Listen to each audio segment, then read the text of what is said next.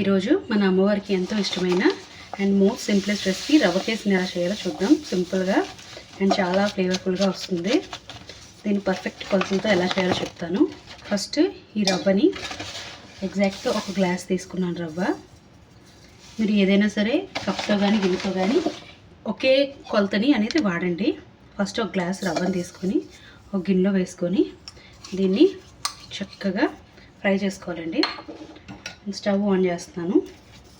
దీన్ని అస్సలు medium to లో ఫ్లేమ్లో పెట్టి మాత్రమే దీన్ని ఫ్రై చేసుకోవాలి. చక్కగా దీన్ని నిదానంగా 1 నిమిషం ఫ్రై చేసుకోవచ్చు. మీరు కావాలంటే ఈ రవ్వని ఫ్రై చేసి స్టోర్ చేసుకుంటే దీనిలో పురుగు కూడా పట్టకుండా ఉంటుందండి బొంబాయి రవ్వలో.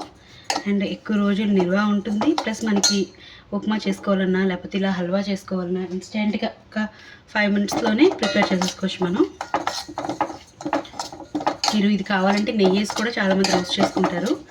బట్ నేను ఎప్పుడు డ్రై రోస్ట్ చేసుకుంటాను. దీన్ని ఆయిల్ నెయ్యి ఏం వేసుకో. ఇది బంగారు వర్ణంలోకి మారాలండి. అంటే మంచి గోల్డెన్ కలర్లోకి టర్న్ అవ్వాలి. కానీ రవ్వ మాడకుండా చూసుకోవాలండి. నేను అసలు స్టీల్ గిన్నె పెట్టాను కదా, మాడే ఛాన్సెస్ ఎక్కువగా ఉంటుంది. మీరు వీలైతే ఏదైనా దల్సర్గా కిందన బాటమ్స్ దల్సర్గా ఉన్న పాత్రను తీసుకుంటే కొంచెం రవ్వ మాడే ఛాన్స్ తక్కువ ఉంటుంది. మీడియం ఫ్లేమ్లో పెట్టాను కదా, అందుకే ఒక 2 మినిట్స్ టైం పడుతుంది. బట్ ఒక్కసారి మనం కలపడం ఆపితే వెంటనే అడుగు పట్టేస్తుంది. సో కంటిన్యూ కలుపుతూనే ఉండాలి. చూసారు కదా, రవ్వ చాలా బాగా రోస్ట్ అయ్యింది. లైట్గా కలర్ చేంజ్ అయ్యింది. ఇప్పుడు ఇది స్టవ్ మీద నుంచి ఈ పక్కకు తీసేసుకొని చూసారా, ఫాస్ట్గా ఇక్కడ నుంచి అక్కడ తీసే లోపల చిన్నది అడుగు కలర్ మారిపోయింది. ఇంత ఫాస్ట్గా మాడిపోతుంది. అందుకే చాలా కేర్ఫుల్గా ఫ్రై చేసుకోవాలి. ఈ రవ్వని నేను ఈ ప్లేట్లోకి తీసేసుకుంటున్నాను. తీసేసుకొని పక్కన పెట్టేసుకున్నాను. మనకి వాటర్ కావాలి.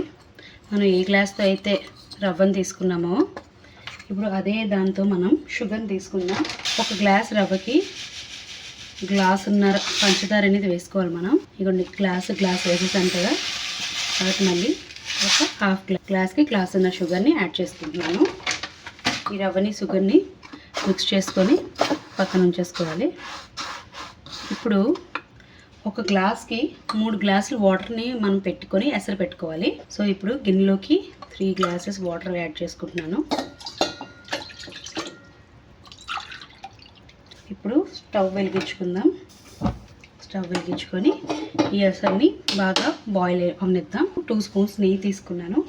నెయ్యి కొంచెం మెల్ట్ అవ్వగానే ఇందులో జీడిపప్పు కిస్మిస్ ఫ్రై చేసి పెట్టుకుందాం. సో జీడిపప్పు కిస్మిస్ని వేసుకొని దీన్ని లో ఫ్లేమ్లోనే ఫ్రై చేసుకుంటున్నాను.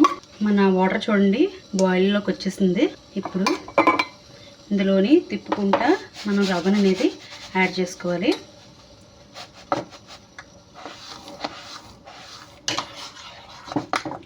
అలా మెల్లమెల్లగా ఎసట్లోకి మొత్తం రవ్వని యాడ్ చేసేసుకుందాం. ఇప్పుడు జీడిపప్పు కిస్మిస్ బాగా ఫ్రై అయిపోయి కదండి. ఇప్పుడు స్టవ్ ఆఫ్ చేసేసుకుందాం. ఓకే, మనం రవ్వ కూడా యాడ్ చేసుకున్న తర్వాత ఒకసారి మిక్స్ చేసుకొని దీన్ని కవర్ చేసుకొని కుక్ చేసుకుందాం.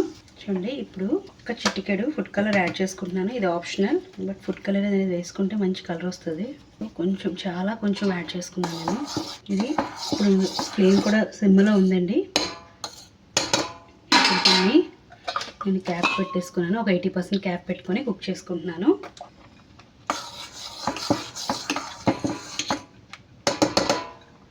జస్ట్ 2 మినిట్స్ అండి. 2 మినిట్స్ ఉంటే చాలు, కుక్ అయిపోతుంది.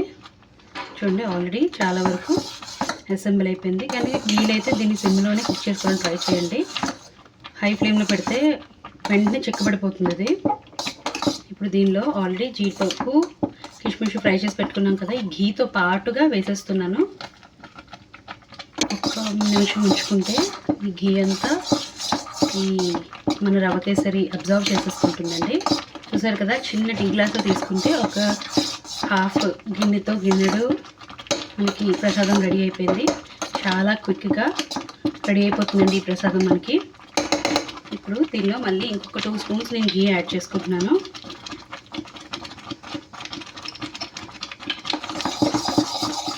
నేను ఫ్లేమ్ ఆఫ్ చేసేసుకుంటున్నాను. బాగా దగ్గర పడిపోయింది, రవ్వ కూడా బాగా కుక్ అయిపోయింది. సో ఫ్లేమ్ ఆఫ్ చేసేసుకొని ఈ ఘీ అంతా బాగా కలిసేటట్టు కలుపుకుంటాను. అంతేనండి, ఎంతో సింపుల్ అయిన రవ్వ కేసరి రెడీ.